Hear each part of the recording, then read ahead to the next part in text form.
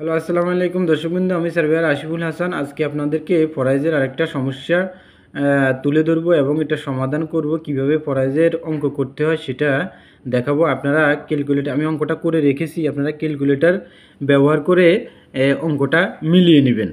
তো সেক্ষেত্রে আজকে আসি সমস্যা হচ্ছে, সেলিম সাহেব মৃত্যুকালে স্ত্রী, মাতা এবং এক কন্যা রেখে মারা যান। তাহার তেজ্য সম্পত্তি 48 শতক মুসলিম ফরাইজ অনুসারে বন্টন করুন। তো আপনারা দেখেন, আমি অঙ্কটা আগে করে রেখেছি। সেলিম সাহেব আর তার স্ত্রী, মাতা এবং কন্যা। স্ত্রী 8 ভাগের 1 ভাগ, মাতা 6 ভাগের 1 ভাগ, কন্যা 2 ভাগের 1 ভাগ।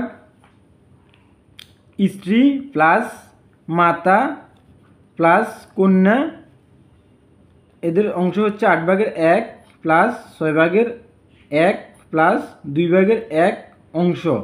এখানে লসাগু করা হয়েছে, লসাগু করে নিচে আমরা 24 পেয়েছি, উপরে 3 প্লাস 4 প্লাস 12 যোগ করলে 19 হয়। 24 নিচে আর 19, অবশিষ্ট সম্পত্তি 1 মাইনাস 24 ভাগের 19 সমান সমান 24 উপরে দেওয়া হয়েছে 24 ইন্টু 19।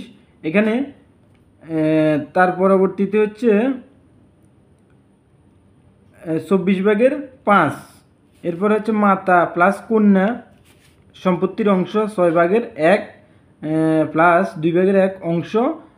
এখানে লসাগু করা হয়েছে 6, 1 উপরে আর প্লাস 3, 3 একে হচ্ছে 4 আর নিচে 6, এটা কাটাকাটি করা হয়েছে, নিচে 3 উপরে 2, এই অংশ প্রায়।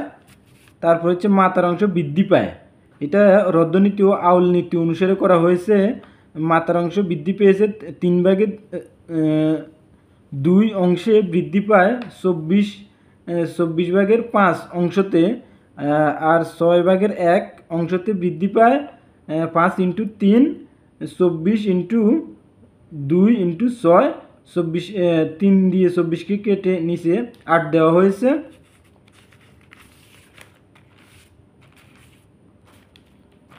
পরবর্তী পেজে এখানে আমরা পেয়েছি যে 96 ভাগের 5 অংশ।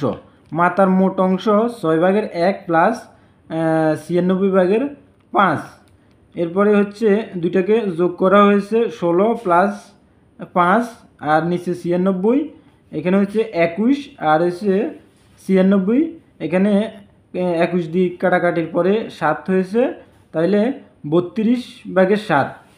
কন্যার অংশ বৃদ্ধি পায়, আগে বলা হয়েছে এখানে রদ্দনীতি এবং আউল নীতি ব্যবহার করা হয়েছে। 3 ভাগের 2 অংশতে বৃদ্ধি পায় 24 ভাগের 5 অংশ, আর 2 ভাগের 1 অংশতে বৃদ্ধি পায় সমান সমান 2 ইন্টু 24 ইন্টু 2, আর উপরে হয়েছে 3 এবং 5, 24 3 দিয়ে 24 কাটা হয়েছে, নিচে 8 থাকে, তাহলে সবগুলো যোগ করে 32 নিচে উপরে 5। কন্যার মোট অংশ হচ্ছে 32 ভাগের 5 প্লাস 2 ভাগের 1 অংশ। তো 32 আর উপরে 5 যোগ 16 যা 21 হয়, নিচে 32 থাকে। স্ত্রী জমি পায় 48 ইন্টু 8 ভাগের 1 অংশ, তাহলে 8 দিয়ে 48 কাটা হচ্ছে 6, তাহলে 6 শতক জমি পায় স্ত্রী। মাতা জমি পায় 48 ইন্টু 32 ভাগের 7 অর্থাৎ 10.5 শতক। কন্যা জমি পায় 48 ইন্টু 32 ভাগের 21 অর্থাৎ 31.5। তাহলে সবার অংশ এবার যোগ করে দেখানো হলো। মোট 48 ভাগ 32 ইন্টু 21 সমান সমান 31.5 শতক। তারপর হচ্ছে মোট জমি 6 প্লাস সবার অংশ যোগ করা হয়েছে, 6 প্লাস 10.5 প্লাস 31.5, তাহলে টোটাল সমান সমান হচ্ছে 48।